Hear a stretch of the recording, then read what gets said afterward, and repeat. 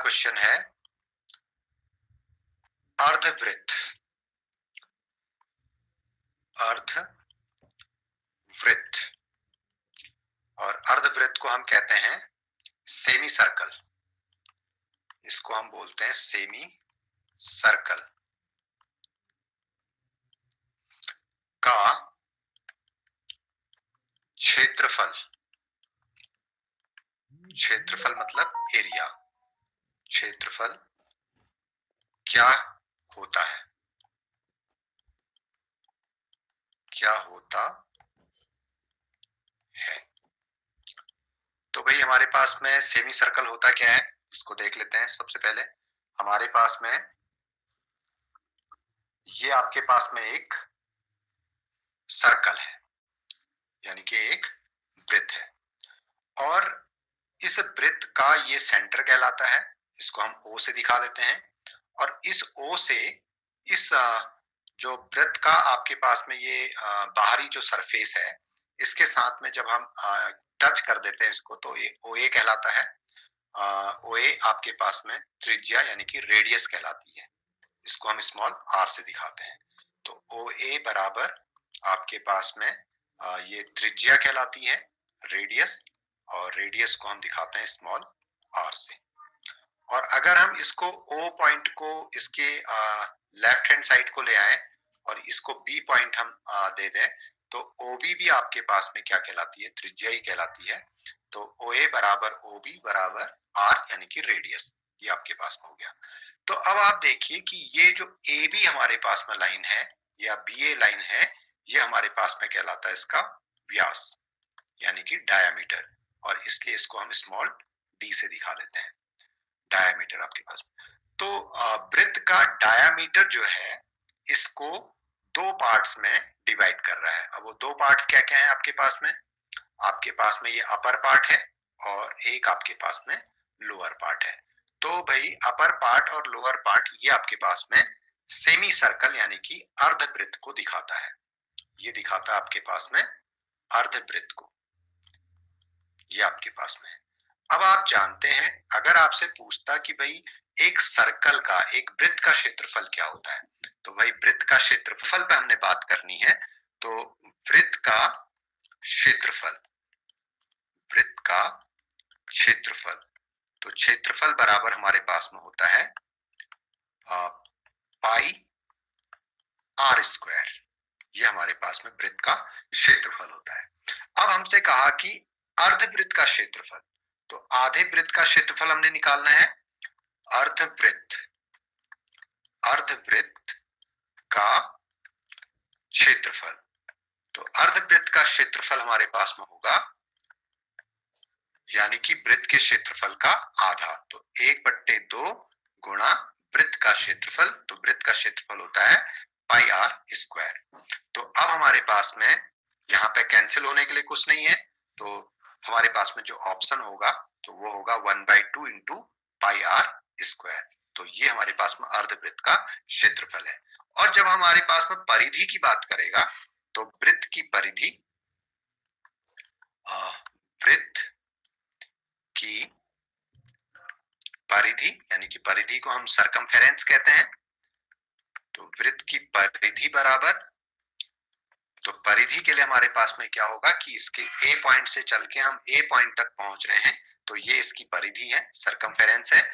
तो 360 अंश का यहाँ पे कोण आपके पास में बन रहा है। तो 360 को हम रेडियन मेजर में, रेडियन माप में 2 पाई कहते हैं।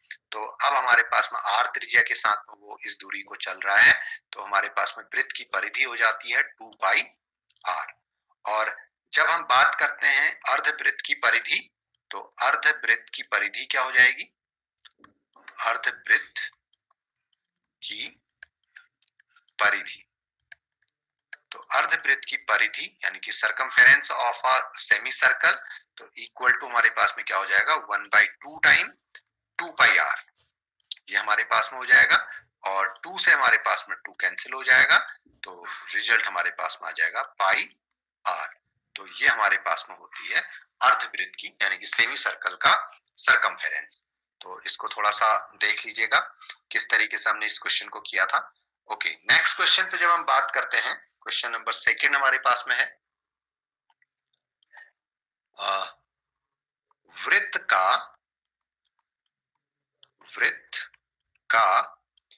व्यास होता है। अब आपके पास में ऑप्शन दिए होंगे, वृत्त का व्यास होता है, क्या होता है? The diameter of the circle is, क्या आपके पास में 4 ऑप्शन दिए होंगे इस तरीके से, तो आपको लिखना है 4 टाइम त्रिज्या, यानी कि त्रिज्या का 4 गुना। फिर बी ऑप्शन आपके पास में होगा 2 गुणा त्रिज्या, यानी कि त्रिज्या का 2 गुना। और सी ऑप्शन आपके पास में होगा त्रिज्या बट्टे 2, त्रिज्या बट्टे 2।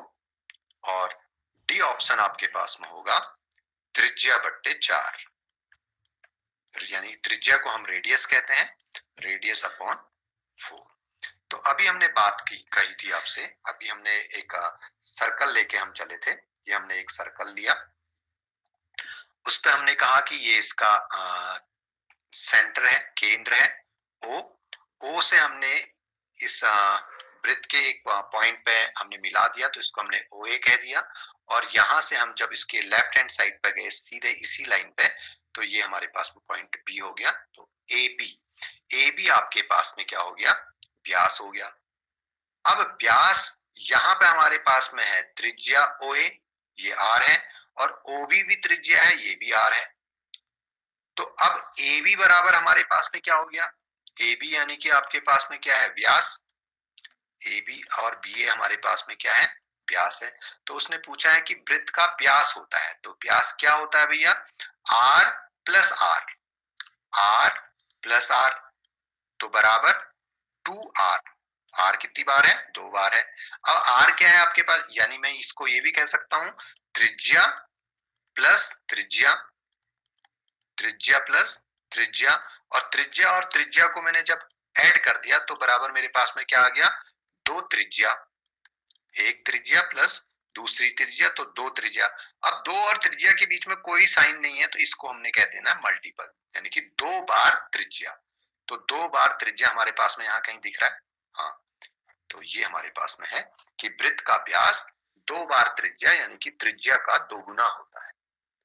तो इसको आपने देखना है। और इसी प्रश्न में ये भी आपसे पूछा जा सकता है कि वृत्त की त्रिज्या होती है, वृत्त की त्रिज्या होती है। अब त्रिज्या के लिए पूछता कि भाई त्रिज्या होती है, क्या होती है? इसी फॉर्मूले के अनुसार हमारे पास में आता कि व्यास बट्टे 2, यानी कि व्यास की आधी होती है। व्यास हमारे पास में क्या है? 2R। व्यास हमारे पास में क्या हो जाता है भाई? इसका डायमीटर हमारे पास में क्या होता है? R प्लस R, यानी कि 2R होता है। अब त्रिज्या क्या होगा भाई? इसलिए त्रिज्या बराबर, अब यहां से हम जब देख सकते हैं इसमें कि भाई यहाँ पे आपके पास में ये त्रिज्या है, और OB की ओर को चले तो OB त्रिज्या है। अब लेकिन A से लेके B तक की डिस्टेंस को मैं चल रहा हूं, तो ये व्यास है हमारे पास में। तो व्यास हमारे पास में 2R है और त्रिज्या हमारे पास में R है। तो R क्या है? 2R का आधा है, यानी कि त्रिज्या बराबर क्या होता है? 1/2 टाइम व्यास। और व्यास हमारे पास में क्या है? 2R। ठीक है, तो हम इसको ये कह सकते हैं, व्यास को अगर 1 से गुणा करा जाए तो व्यास बट्टे 2। तो त्रिज्या हमारे पास में क्या होती है? व्यास की आधी होती है, त्रिज्या व्यास की आधी होती है। और कभी कभी ये क्वेश्चन भी आपके पास में आता है, इसी पे अभी जो आपने पढ़ा है, अगर हमसे क्वेश्चन ये पूछा जाए कि एक वृत्त जिसकी त्रिज्या 2 सेंटीमीटर है, 2 सेंटीमीटर है, तो व्यास बताइए, तो इसका व्यास क्या होगा? और त्रिज्या हमको दे रखी है, तो त्रिज्या बराबर 2 सेंटीमीटर हमको दे रखा है, और व्यास हमको निकालना है। तो व्यास बराबर हमारे पास में क्या होगा? व्यास बराबर 2 गुणा त्रिज्या, यानी कि त्रिज्या का क्या होता है? 2 गुना होता है। तो अगर त्रिज्या हमारे पास में 2 सेंटीमीटर है, तो व्यास हमारे पास में क्या होगा? 2 गुणा त्रिज्या की जगह पे 2 सेंटीमीटर रख देंगे, 2 सेंटीमीटर, तो 2 दूनी 4, तो व्यास हमारे पास में 4 सेंटीमीटर होगा। ओके, इसी पे एक क्वेश्चन पे और बात करते हैं। अगर उसने हमसे ये कहा कि भाई एक वृत्त आपके पास में है और इस वृत्त में आपके पास में व्यास, इस वृत्त का व्यास 7 सेंटीमीटर है, व्यास दिया हुआ है, व्यास बराबर 7 सेंटीमीटर, तो इसकी त्रिज्या क्या होगी, यानी कि इसका रेडियस क्या होगा ये हमको बताना है, त्रिज्या बराबर बताना है क्या होगा। अब हम जानते हैं कि त्रिज्या जो है व्यास की आधी होती है, तो त्रिज्या बराबर जो प्रॉब्लमेटिक हमने बनाया है उसी का फॉर्मूला हमने लिखना है, त्रिज्या बराबर व्यास बट्टे 2, और व्यास हमारे पास में है 7 सेंटीमीटर अपॉन 2, तो हमारे पास में कितना आ जाएगा भाई, 2 से हमने 7 में भाग दे देना है, तो 2 से जब हम 7 में भाग देंगे तो हमारे पास में 2 3 6, और 7 में से हमने 6 घटा दिया तो 1, अब दशमलव लग गया और यहाँ हमारे पास में 0 बढ़ गया, और 2 5 10, तो हमारे पास में उसका जो व्यास होगा, उसकी जो रेडियस होगी, उसकी जो त्रिज्या होगी वो 3.5 सेंटीमीटर होगी, यानी कि ये जो डिस्टेंस है, ये डिस्टेंस आपके पास में 3.5 सेंटीमीटर आई। तो इस तरीके से आपने इन क्वेश्चंस को बड़े ध्यान से करना है।